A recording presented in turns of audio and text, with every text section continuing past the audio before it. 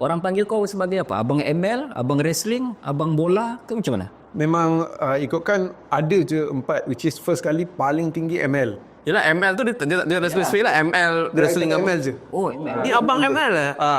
Abang ML Studio. Dia kata macam tu je. Lepas tu second wrestling. Third Chelsea lah. Dan Abu Git pun ada. Tapi boleh kata setahun sekali dua je.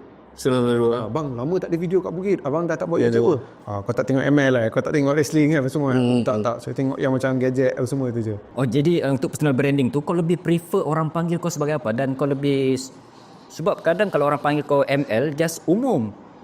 Tapi kalau orang panggil kau abang wrestling ataupun abang Chelsea, dia ada spesifik itu yang akan membantu personal branding kau tu. Sebenarnya aku lagi prefer orang, bukan semua tu, aku lagi prefer orang Hazwan Shah Bebe, nama aku. Nama asal. Biar nama aku Nama yang kau dah created kepada orang. Kalau nama aku tu di branding kan. Bila kau boleh buat macam tu, kau buat apa pun, oi Hazwan Shah Bebe tu. Jadi macam mana cara untuk kau perkenalkan branding Hazwan Shah Bebe tu?